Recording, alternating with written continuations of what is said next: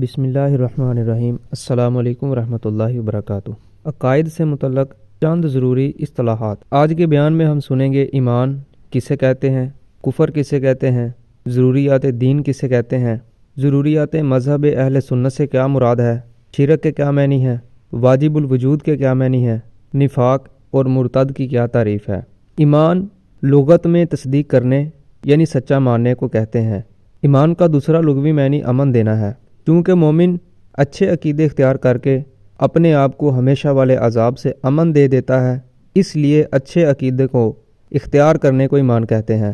اور اصطلاح شرع میں ایمان کے معنی ہے سچے دل سے ان سب باتوں کی تصدیق کرے جو ضروریات دین سے ہیں۔ کفر کا لغوی معنی ہے کسی شے کو چھپانا، اور اصطلاح میں کسی ایک ضرورت دینی کے انکار کو بھی کفر کہتے ہیں، اگرچہ باقی تمام ضروریات دین کی تصدیق کرتا ہو۔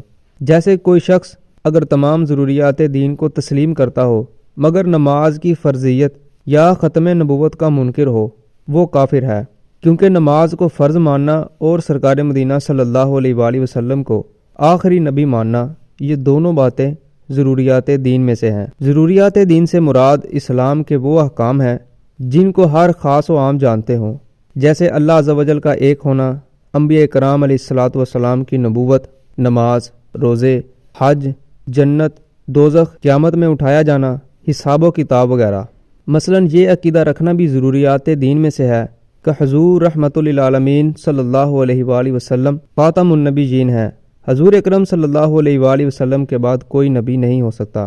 خاص و عام سے مراد یہ ہے کہ خاص سے مراد علماء اور عام سے مراد عوام ہیں، یعنی وہ مسلمان جو علماء کے طبقہ میں شمار نہ کیے جاتے ہوں مگر علماء کی صحبت میں بیٹھنے والے ہوں اور علمی مسائل کا ذوق رکھتے ہوں۔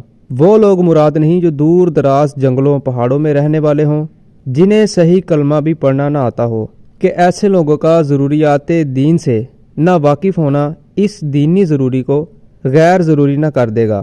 البتہ ایسے لوگوں کے مسلمان ہونے کے لیے یہ بات ضروری ہے کہ ضروریات دین کے منکر یعنی انکار کرنے والے نہ ہوں، اور یہ عقیدہ رکھتے ہوں کہ اسلام میں جو کچھ ہے حق ہے، ان سب پر اجمالاً ایمان لائے ہوں۔ ضروریات دین کا منکر بلکہ ان میں ادنا شک کرنے والا بالیقین کافر ہوتا ہے، ایسا کہ جو اس کے کفر میں شک کرے وہ بھی کافر ہے۔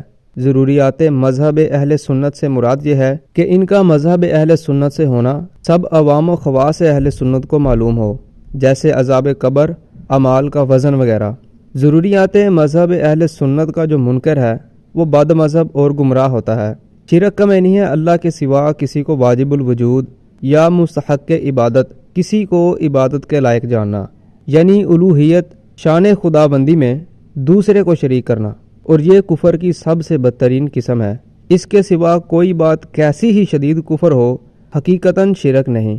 واجب الوجود ایسی ذات کو کہتے ہیں جس کا وجود یعنی ہونا ضروری اور عدم محال یعنی نہ ہونا غیر ممکن ہے، یعنی وہ ذات ہمیشہ سے ہے اور ہمیشہ رہے گی، جس کو کبھی فنا نہیں، کسی نے اس کو پیدا نہیں کیا بلکہ اسی نے سب کو پیدا کیا ہے، جو خود اپنے آپ سے موجود ہے، اور یہ صرف اللہ تعالیٰ کی ذات ہے۔ زبان سے اسلام کا دعویٰ کرنا اور دل میں اسلام سے انکار کرنا نفاق ہے، یہ بھی خالص کفر ہے، بلکہ ایسے لوگوں کے لیے جہنم کا سب سے نچلا طبقہ ہے۔ سرور کائنات صلی اللہ علیہ وآلہ وسلم کی ظاہری حیات مبارکہ کے زمانے میں بھی اس صفت کے کچھ افراد بطور منافقین مشہور ہوئے۔ ان کے باطنی کفر کو قرآن مجید میں بیان کیا گیا ہے۔ سلطان مدینہ صلی اللہ علیہ وآلہ وسلم نے بعطاء الہی اپنے وسیع علم سے ایک ایک کو پہچانا اور نام بنام فرما دیا کہ یہ منافق ہیں۔ اب اس زمانے میں کسی مخصوص شخص کی نسبت یقین سے کہنا کہ وہ منافق ہے ممکن نہیں، کہ ہمارے سامنے جو اسلام کا دعویٰ کرے ہم اسے مسلمان ہی سمجھیں گے، جب تک کہ ایمان کے منافی یعنی ایمان کے الٹ کوئی بات یا کوئی کام اس سے سرزد نہ ہو۔ البتہ نفاق یعنی منافقت کی ایک شاخ اس زمانے میں بھی پائی جاتی ہے کہ بہت سے بد مذہب اپنے آپ کو مسلمان کہتے ہیں، اور دیکھا جائے تو اسلام کے دعوے کے ساتھ ساتھ بہت سے ضروریات دین کا بھی انکار کرتے ہیں۔ اور مرتد وہ شخص ہے کہ اسلام کے بعد کسی ایسے کام کا انکار کرے یا کسی ایسی چیز کا انکار کرے جو ضروریات دین سے ہو۔ یعنی زبان سے کلمہ کفر بکے جس میں تعویل صحیح کی گنجائش نہ ہو۔ یوں ہی بعض کام ایسے بھی ہیں جن سے کافر ہو جاتا ہے، مثلا بت کو سجدہ کرنا، قرآن پاک کو نجاست کی جگہ پھینک دینا۔